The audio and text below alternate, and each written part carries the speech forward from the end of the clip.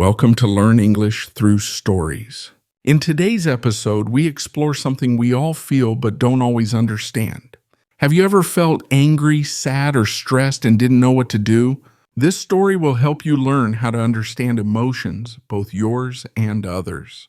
Let's dive into the world of emotional intelligence and why it matters. Have you ever been in a situation where your feelings were stronger than your words? Maybe you were angry and said something you didn't mean, or maybe you were nervous and forgot everything you wanted to say. These moments happen to all of us. They show that our emotions can control us if we don't learn to control them first. But here's the good news: we can learn to understand emotions better, and that's what emotional intelligence is all about. Emotional intelligence, often called EQ, is not the same as IQ. IQ measures how well you solve problems or think logically. EQ measures how well you understand yourself and connect with others. Both are important, but EQ plays a big role in our daily lives. Imagine this. You are late for work, your phone battery is low, and traffic is terrible. You feel frustrated, your heart beats faster, and your mind is racing. If you have emotional intelligence, you pause and breathe. You recognize your feelings and calm yourself down. You know that shouting in traffic won't help. You also know your day will be harder if you carry anger with you. This is just one small example of emotional intelligence in action. Experts say that emotional intelligence has 5 key parts. These 5 parts help us understand ourselves and others. Let's look at each one by one. The first is self-awareness. Self-awareness means knowing how you feel and why you feel that way.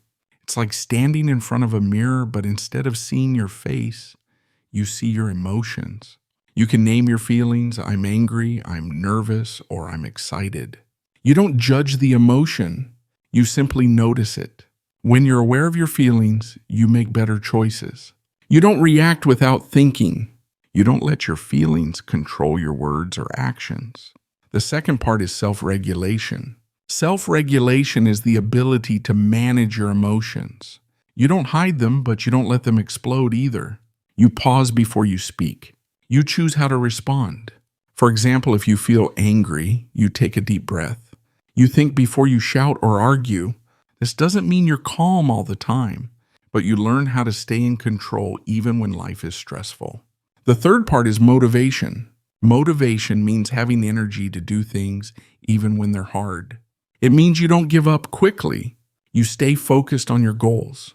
Emotionally intelligent people can find meaning in their work and actions. They know how to push through difficult times. They don't wait for perfect conditions. They take small steps and they keep going. The fourth part is empathy. Empathy is the ability to understand how someone else feels. It's more than just listening. It's feeling what the other person feels as if their emotions were your own. For example, when a friend is sad, you don't say, "You'll be fine." You say, "I understand this is hard for you." Empathy builds trust and connection. It helps us support others and create deeper relationships.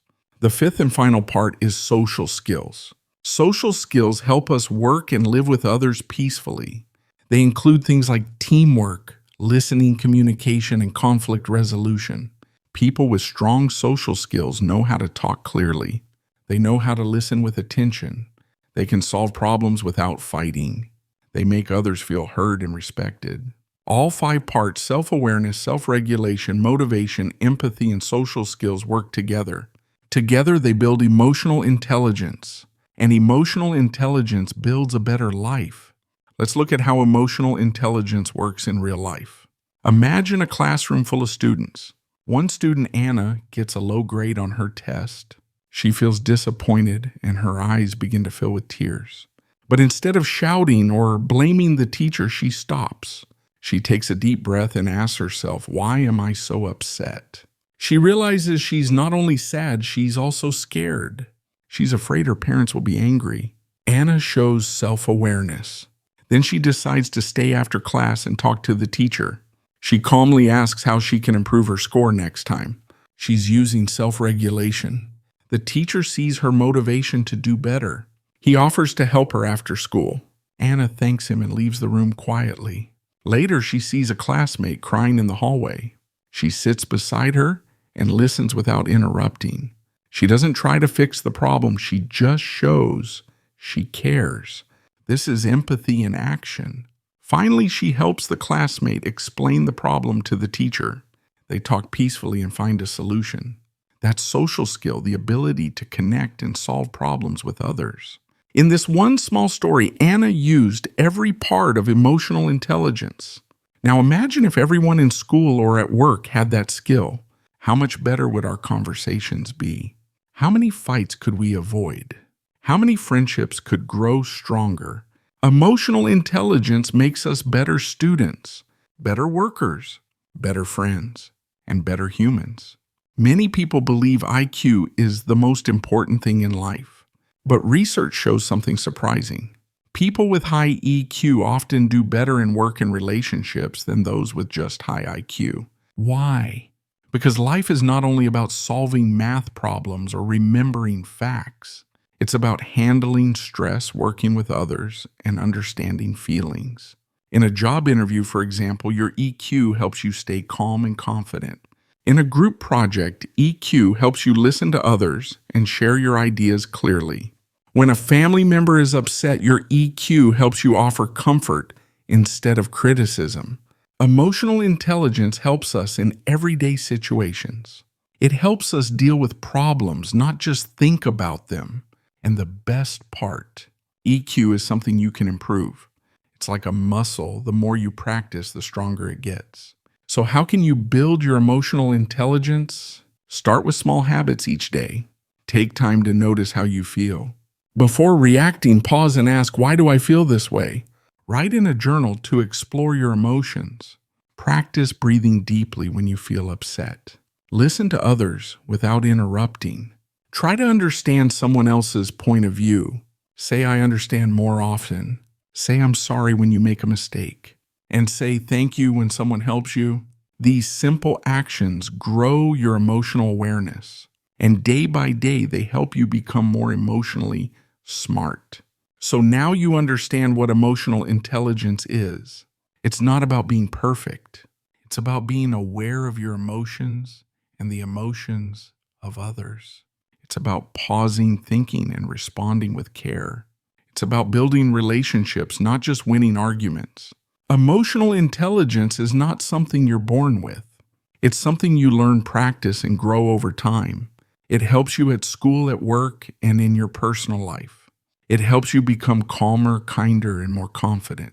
When you understand your emotions, you understand yourself. And when you understand others, you build stronger connections. The world needs more understanding. The world needs more people with emotional intelligence.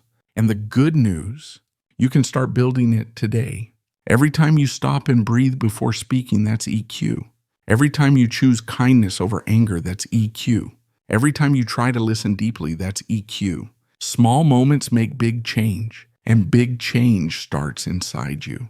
So keep learning, keep practicing, and keep growing your emotional intelligence one choice at a time.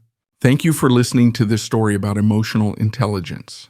If you found it helpful, take a moment to reflect on your own emotions today. Don't forget to like, subscribe, and share this video with someone who wants to grow. See you next time here on Learn English Through Stories.